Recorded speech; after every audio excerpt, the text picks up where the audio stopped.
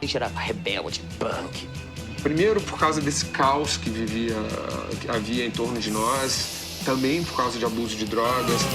Que país é esse? Essa música, Que país é esse? foi assim, riscou o fósforo e jogou na gasolina. Muito bem, muito bem, muito bem. Boa noite, o assunto hoje é Rock Brasília. Eu estou aqui com duas figuras do rock. Aliás, o Vladimir Carvalho, que é o diretor desse documentário que a gente mostrou cenas aí, eu não sabia que você era roqueiro, né, Vladimir? E o Fê Lemos, que é o baterista do Capital Inicial, que é um velho companheiro, a gente se conhece há muitos e muitos anos. Underground paulistano. Do underground paulistano, ele vindo do underground brasiliense, né? Teve aquele choque de emoções. Foi um bom choque. Foi um bom período, né? Nunca vou esquecer, cara. A Hardcore Rock Night no Sesc Pompeia, Voluntários da Pátria, Titãs do Iê, Nossa, Ira. sensacional. Aliás, lembro de uma coisa muito interessante. Eu lembro que o primeiro show que eu vi do Capital Inicial foi no Sesc Pompeia, aqui em São Paulo. E o Dinho estava completamente bêbado. E eu vou te dizer, foi um show espetacular. Diga-se de passagem. Foi incrível. É esse clima que você tentou captar no seu documentário, Exatamente, né, Vladimir? né? Esses bastidores, às vezes, muitas vezes. Agora, né? me diz, como é que você se interessou pelo assunto? Como é que você chegou no assunto rock de Brasília? Veja, Cadão, os meus filmes, pelo menos os de longa-metragem, há muito tempo eu venho bordejando o rock. Tem rock no primeiro longa-metragem que há de 40 anos atrás, O País de São Saruê. Tem rock no Conterrâneos Velhos de Guerra, que é um filme sobre a construção de Brasília. Tem rock no Bar 68, que é a invasão da universidade de Brasília, claro, né? Violentada, agredida. Né? Isso foi quando? Isso tem 40 anos que eu, pelo menos, estou sintonizado. E se eu pudesse recuar mais tempo, o meu irmão Walter, que Walter Carvalho. encerrou o Festival do Rio de Janeiro ontem com o Raul, o meio, o fim, o começo, uma coisa assim, o nome do filme dele.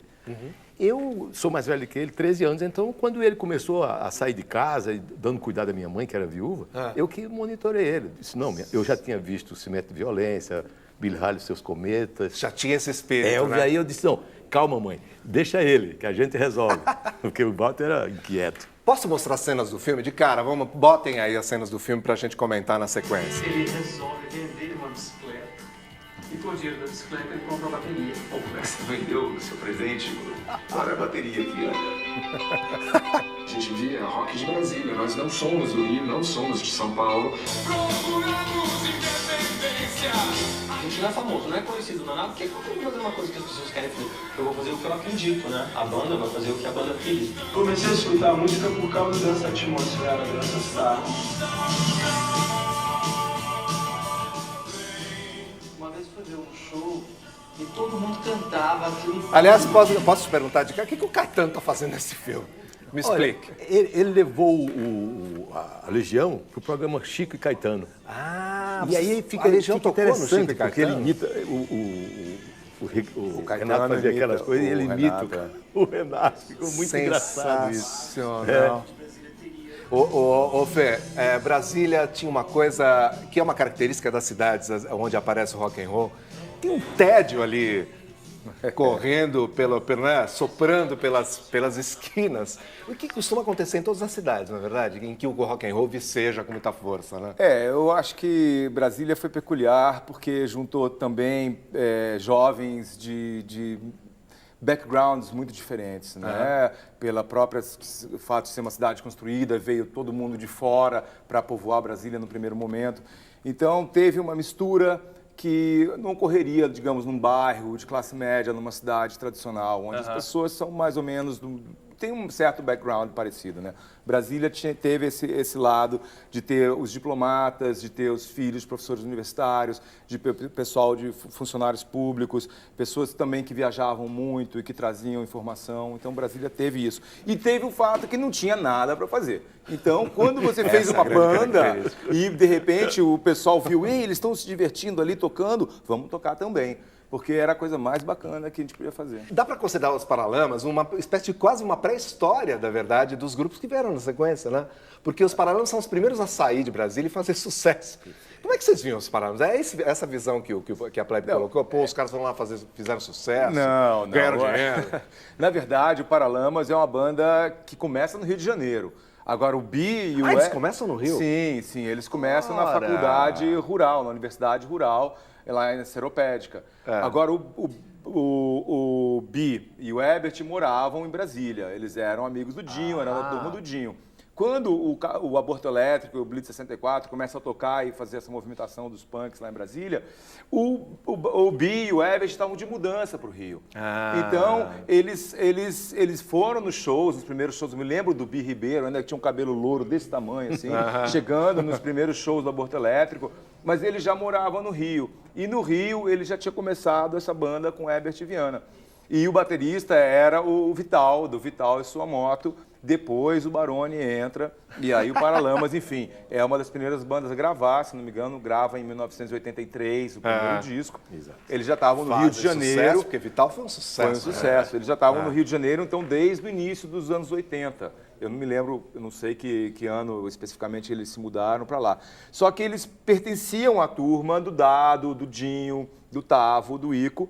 Então, quando a gente conheceu o Dinho e o Dado, enfim, juntos vieram o Bi, que já tocava baixo, mas eles ainda não tinham Paralamas. Paralamas começa no Rio mesmo. Eu acho que dá pra gente dizer que a figura vital dessa história toda é o Renato Russo. Sim. O Fê estava me contando aqui, antes da gente entrar no ar, quer dizer que houve um momento ali do Capital em que, com a morte do Renato Russo, vocês resolvem se reagrupar, eles estavam separados, o Dinho tinha feito um disco solo, e aí, a partir daí, vocês não pararam mais. E o Vladimir, você entrevistou o Renato naquela época, não é isso, Vladimir? Claro. Isso aparece no filme, inclusive, se vocês quiserem colocar o Renato falando, vocês coloquem, ele está falando, dando uma entrevista para o Vladimir.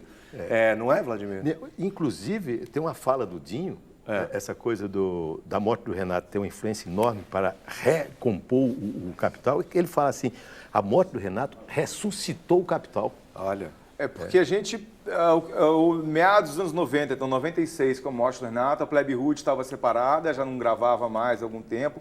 O Capital continuou com outro cantor, com Murilo Lima, mas as coisas foram ficando cada vez mais difíceis. Eventualmente, o nosso guitarrista na época, o Louro Jones, voltou para Brasília. E em 96, o ano da morte do Renato, já foi um ano que a gente fez pouquíssimos shows, sem gravadora. 97, então, a gente não fez mais nada. A carreira solo do Dinho também não tinha dado em nada. O Capital inicial tinha feito 2 discos com o Murilo, mas também as coisas não foram para frente.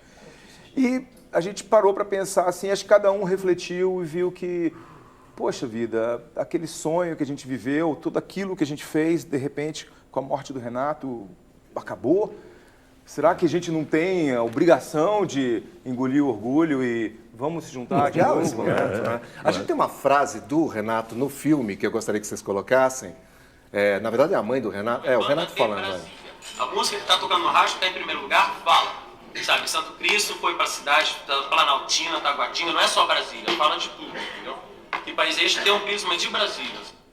Aliás, era uma figuraça, Renato, diga-se de passagem. Né? Acho que é o sujeito mais elétrico que eu já conheci, não é verdade? Ele era... cara, ele não conseguia parar quieto, né? Ele era muito observador, ele com 5 minutos conversando com você, ele já sabia seus pontos fracos, já sabia o que você gostava, já conseguia começar a pensar qual era o teu signo. Ele era muito perspicaz. Perspicaz, essa palavra. Ele pegava as coisas no ar muito rapidamente. E diz a lenda que ele já tinha antecipado essa história da banda. Pois é, a história que eu conheço do Renato, que ele me contou, eu acho que, imagino que deve ser verdade, que ele anotava tudo no caderninho dele, que naquele caderninho tinha toda a sequência ali do que ia acontecer com a banda que ele criou. Se projetava. Você ouviu isso também, Vladimir? Não, eu ouvi falar. Eu ouvi dele, e ele me disse isso, eu acreditei. Ele tinha anotado tudo ali e que as coisas iam acontecer daquela forma. Porque, na verdade, Legião é apenas parte de um conjunto de bandas ali de Brasília, a Turma da Colina, né? De amigos, etc. E você sabia todos que ele... têm essa devoção pelo que faziam, né? Sim, era uma coisa religiosa, era a coisa mais importante.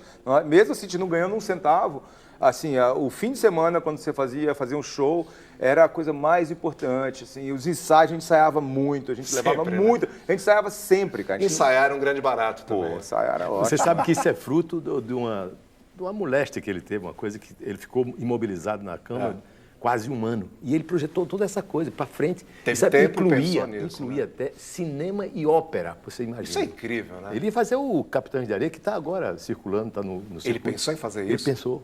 E uma ópera, o Bom Crioulo, do Caminha, ele queria fazer.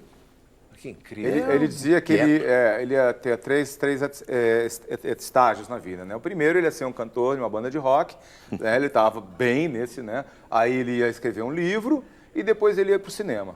Ele já tinha O planejado. terceiro estágio era a sua área. né? Exatamente. E o cara vinha quente, né? E outra coisa que eu soube quando houve a exposição após a morte do Renato, houve uma exposição patrocinada pelo Banco do Brasil, que rodou algumas capitais. Eles montaram o quarto do Renato nessa exposição, e assim, textos, manuscritos, coisas inéditas.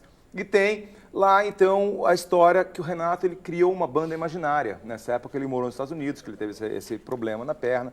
E ele ficou muito tempo de cama. Então ele fez uma banda imaginária, que era a 42nd Street Band, a banda da Rua 42. Mas não só fez a banda, como ele fez a biografia Exato, de então é cada isso. músico. Essa história. Essa história. A crítica dos discos, a crítica do show. E ele Um escrevia romancista. tudo. Ele escrevia de romance. próprio punho. Incrível. Quando é que estreia o filme, Vladimir? Sexta-feira, 21. Estão todos convidados, ó, tenho certeza. Pelas cenas que eu vi, eu não vi o filme ainda, mas pelas cenas que eu vi, tem muita ação aí e uma bela história para ser contada. Obrigado, viu, rapaz?